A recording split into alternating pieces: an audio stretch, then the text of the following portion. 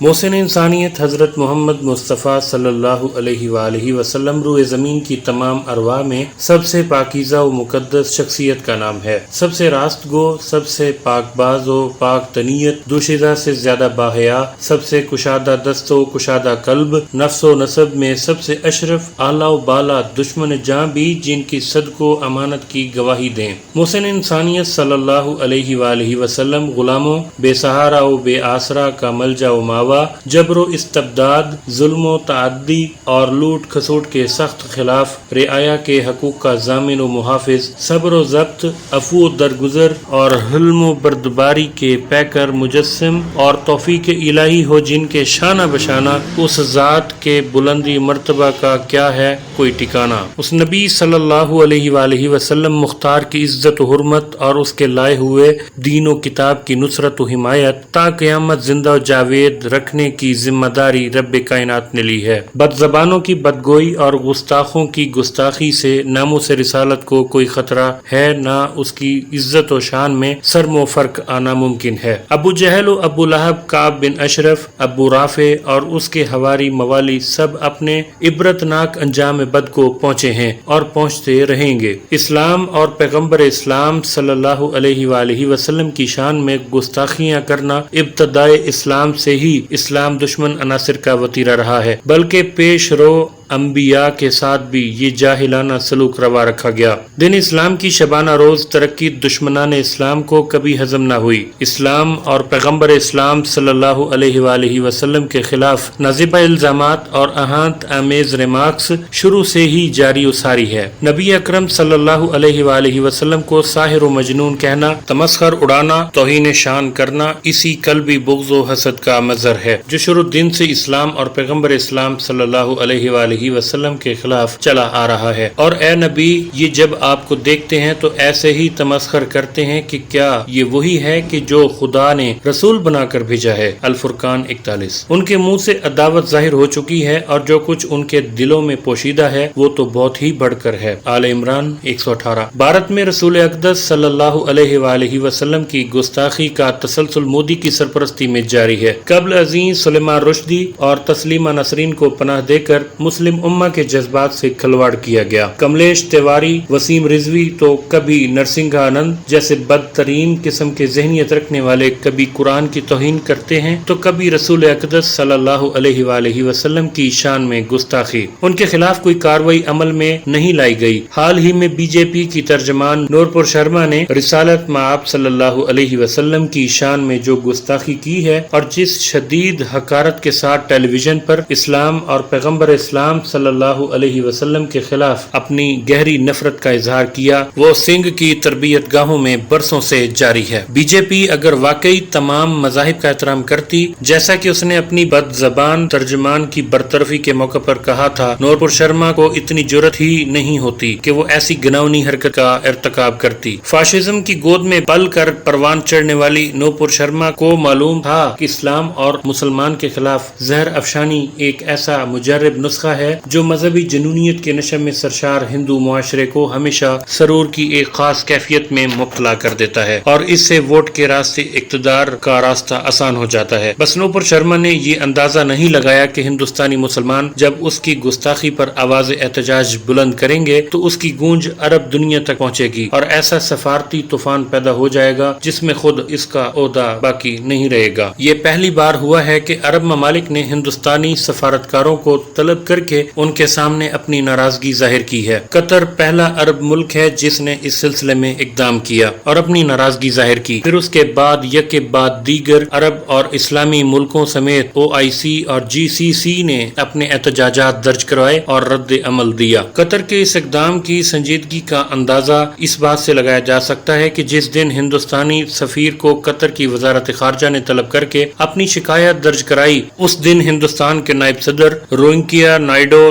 وقت قطر کے دورے پر تھے اور اس واقعے کا اثر یہ ہوا کہ ان کے اعزاز میں جو لنچ کا پروگرام رکھا گیا تھا اس کو منسوخ کر دیا گیا۔ بلا شبہ اس واقعے سے بی جے پی کا یہ نفاق بھی دنیا کے سامنے ظاہر ہو گیا کہ وہ دراصل اپنے ملک کے باشندوں کے مذہب و عقیدہ کا لحاظ نہیں کرتی۔ اس کا یہ دعویٰ بالکل غلط ہے کہ یہ پارٹی تمام مذاہب کا یکساں احترام کرتی ہے۔ حقیقت یہ ہے کہ آج بات اس مرحلے تک پہنچ گئی ہے کہ مسلم اقلیت کے قتل عام کا اعلان کھلے عام ہوتا ہے، لیکن حکومت وقت اس کی ضرورت تک محسوس نہیں کرتی کہ مجرموں کو کٹہرے میں کھڑا کیا جائے۔ اگر اس بار بھی اسلامی ملکوں نے اپنے رد عمل کا اظہار نہ کیا ہوتا اور عالمی سطح پر نریندر مودی کا امیج متاثر نہ ہوتا تو غالب گمان تھا کہ گستاخ رسول نوپور شرما اور جندل کے خلاف کوئی کارروائی نہیں کی جاتی، جیسا کہ اس بات سے ظاہر ہے کہ ہندوستانی مسلمانوں کے مسلسل احتجاج کے باوجود بی جے پی نے تقریباً 10 دنوں تک کوئی ایکشن نہیں لیا تھا۔ قطر، کویت، سعودی عرب اور ایران نے ایک ہی دن میں ہندوستانی سفیروں کو طلب کر کے اس بےہودگی پر احتجاج کیا اور ان ملکوں کے بڑے بڑے سپر سٹوروں سے ہندوستانی اشیاء ہٹائی جانے لگیں۔ یہ مار چونکہ کارپوریٹ کے مفاد پر پڑ رہی تھی، اس لیے مودی حکومت نے بعد از خرابی بسیار اور بادل نخواستہ اپنی ترجمان کو پارٹی سے معطل کر دیا۔ حالانکہ یہی حرکت اگر کسی مسلم یا دلت نے کی ہوتی تو اس پر سخت ترین دفعات لگا کر مقدمہ درج کر کے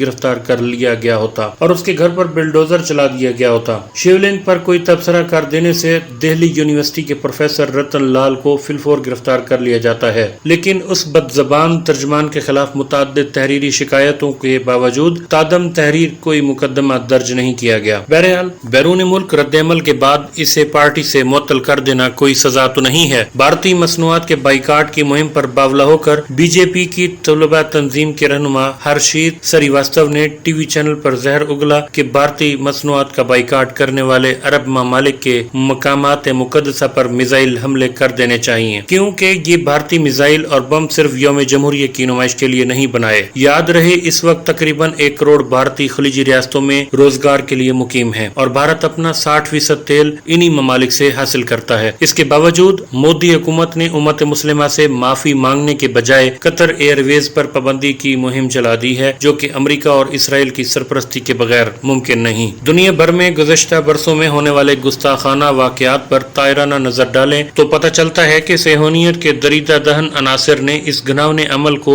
مستقل مشن بنا رکھا ہے۔ اکتوبر 2001 کو ایک ویب سائٹ پر حضور اقدس صلی اللہ علیہ وسلم سے منسوب تصاویر نہایت تمسخر آمیز مضامین کے ساتھ شائع کی گئیں اور یہ تاثر دیا گیا کہ خدا کی پناہ آپ صلی اللہ علیہ وسلم دنیا میں قتل و غارت گری کا بازار گرم کرنے کے لیے آئے تھے۔ ستمبر 2005 میں ایک ڈینش اخبار میں اہانت رسول صلی اللہ علیہ وسلم کی گھناؤنی حرکت کا مظاہرہ کیا گیا۔ فروری 2006 میں مغربی ممالک کے کئی اخبارات نے ایک ساتھ توہین آمیز کارٹونوں کو شائع کیا جس پر سارے عالم میں بھونچال آ گیا۔ اصل میں انبیاء کی شان میں گستاخی اور مذہبی مقدسات کی توہین یہود و ہنود کی سرشست میں شامل ہے۔ یہی وجہ ہے کہ نہ صرف یورپ بلکہ بھارت میں بھی اس قسم کے واقعات تسلسل کے ساتھ پیش آ رہے ہیں۔ بھارت میں مسلمانوں کے خلاف گزشتہ 8 برس میں عصبیت و منافرت کا جو ماحول آر ایس ایس اور اس کی تمام ذیلی تنظیمیں بشمول بھارتیہ جنتا پارٹی نے تیار کیا ہے، اس کی وجہ سے نہ صرف مسلمانوں کا ایمان و عقیدہ زد پر ہے بلکہ مسلمانوں کا اپنا وجود بھی خطرے میں ہے۔ مسلمانوں کے خلاف زہر افشانی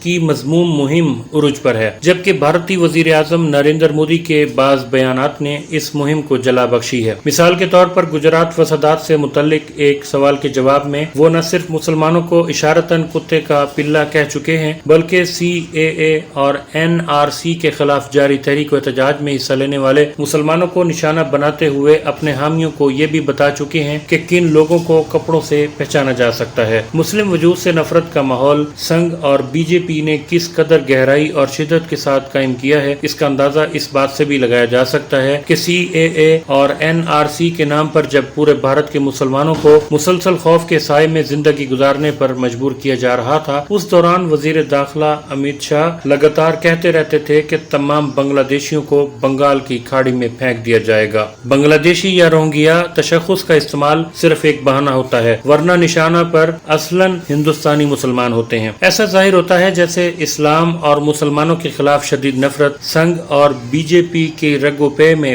پوری طرح سرایت کر چکی ہے۔ مودی کے دور اقتدار میں مسلمانوں کے خلاف تشدد اور فسادات کے واقعات میں مسلسل اضافہ ہوتا جا رہا رہا ہے۔ 2016 سے 2020 کے 4 برسوں کے دوران فرقہ وارانہ تشدد کے 3399 واقعات درج ہوئے۔ 2016 میں 698 مسلم مخالف فسادات ہوئے تھے جو 2020 میں بڑھ کر 723 ہو گئے۔ آج 2022 میں صورتحال یہاں تک پہنچ گئی ہے کہ بھارتی جنتا پارٹی سے وابستہ لیڈران سر عام توہین رسالت کا ارتکاب کرتے ہیں۔ ایسا لگتا ہے کہ جو کچھ ہو رہا ہے اسے حکومت کی مکمل تائید حاصل ہے۔ مذہبی آزادی ختم کرنا حکومت کے ایجنڈے میں شامل ہے۔ اروناچل پردیش، چھتیس گڑھ، گجرات، ہماچل پردیش، جھارکھنڈ، مدھیہ پردیش، اڑیسہ، راجستھان، اتر پردیش اور اتراکھنڈ سمیت ملک کے 28 میں سے 10 ریاستوں میں مذہب کی تبدیلی پر پابندی کے قوانین موجود ہیں اور ان ریاستوں میں مذہب تبدیل کرنا جرم ہے۔ یہ قانون مسلمانوں اور مسیحیوں پر پوری طاقت کے ساتھ نافذ کیا جا رہا ہے۔ گائے کی حفاظت کے نام پر انسانوں کے قتل و غارت کی کھلی آزادی دے دی گئی ہے۔ ایسے حکمران خطہ بلکہ پوری دنیا کے امن کے دشمن ہیں۔ ان کے خلاف صرف احتجاج کافی نہیں بلکہ انہیں دہشت گرد قرار دے کر پابندی عائد ہونی چاہیے۔